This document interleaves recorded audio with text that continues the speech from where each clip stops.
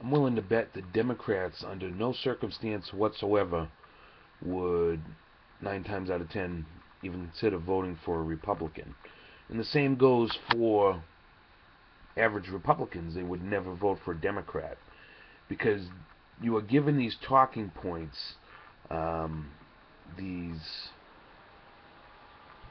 social issues that are completely polarizing.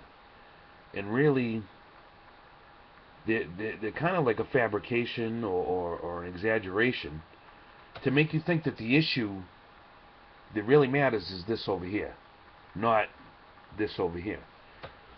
Um, Democrats look at Republicans and they're convinced that they're completely evil, and the same goes with Republicans looking at Democrats. They're convinced that they're just lazy, worthless, don't want to work, so on and so forth. So all these preconceived notions back and forth, where did you get those ideas? Where did you get those opinions? Who told you that that was the case? Um, I seen a real interesting post on a friend of mine's wall. Um, it was about his dog, and the question posed was, "Who taught you how to fear?" Um, where do you get your information from?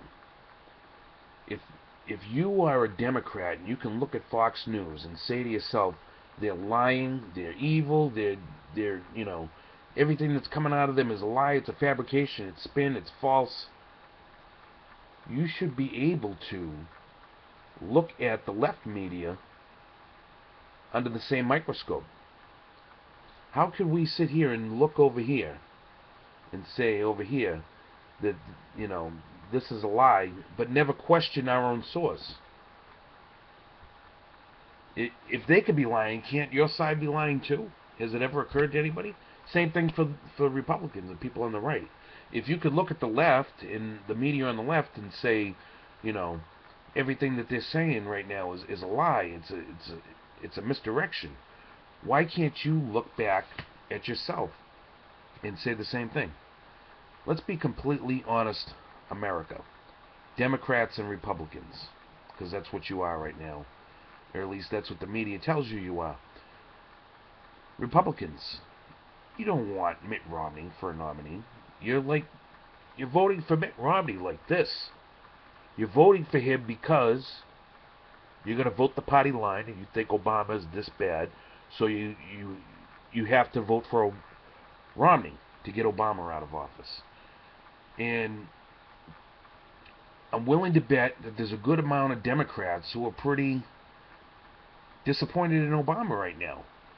But they're convinced that Romney's that much worse that rather than vote for Romney, they're going to vote for what they consider the lesser of two evils. That is what is holding America down. That is how we are controlled. We're divided through through issues that are non-issues. Here's what the real issues are. It is now September 2012. We have been at war for 11 years. We are tens of trillions of dollars in debt and facing hyperinflation. And we're not doing anything different that's going to decrease that debt, despite all promises from all sides. Nothing's changed. We are just stacking on debt at $20 billion a day. We are not getting any more popular around the world. Um, most people don't want us interfering in their business. Um, we're not making any friends by doing the things that we're doing, by going into Pakistan with Predator drone strikes, by killing 8 women in Afghanistan with Predator drone strikes. We're creating enemies faster than we can deal with it. Those are the issues at hand. They say that unemployment's 8 or 9%.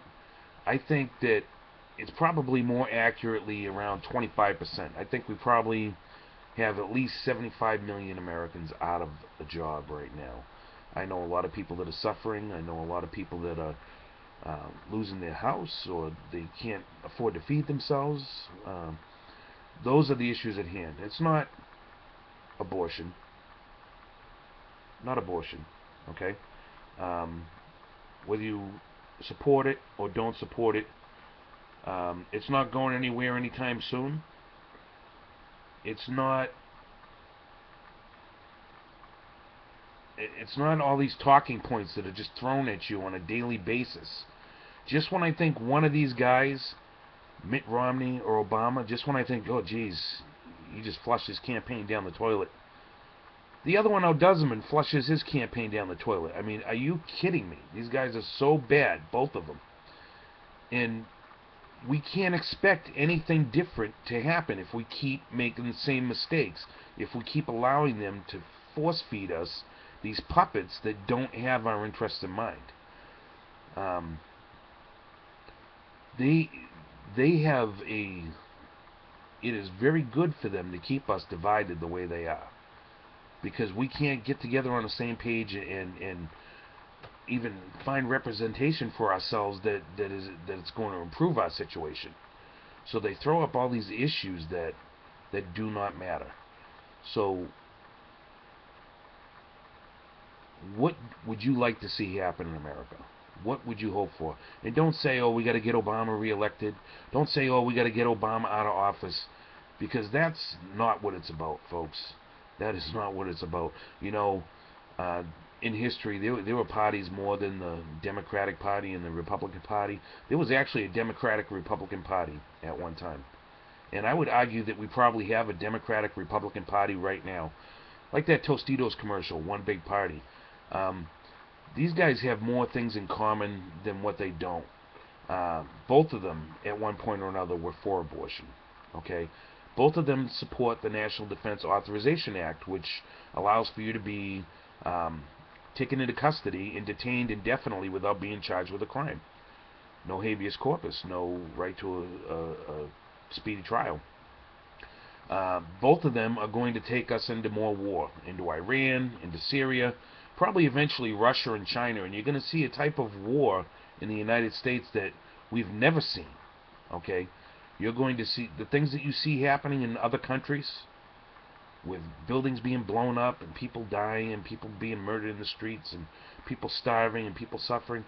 That is what is coming here if we don't change course. We can't change course if we keep allowing them to control us the way that they're controlling us now. We have to do something different.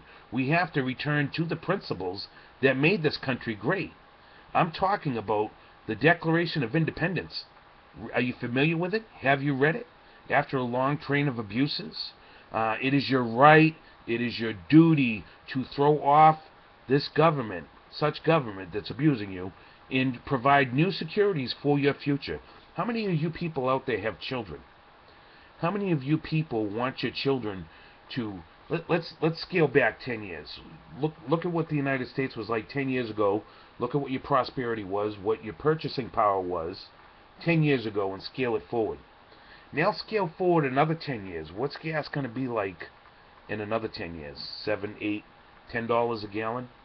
We're returning to serfdom, people, because we do not have a constitutional government. We have abandoned our constitution. We have been tricked. We have been lied to. We are being controlled by the media. The media is keeping us divided. It is using these little identities that you're invested in: Tea Party, Occupy, Republican, Democrat, Liberal, Conservative, Christian, Muslim, man, woman, gay, straight. They're using all these things to control you. We have to do something different. None of that matters. None of those identities matter. What matters is your freedom. If you don't have it, what do you have? If you are not in control, if you are not the master of your own destiny, what do you have? How hard are you going to... You're just going to work yourself into the ground for the rest of your life and never get anywhere, never have anything to show for it? Where is the American dream? It's lost. It's lost because we've given it up. We've given up our freedoms to this government that controls us. It is time to take back the Constitution.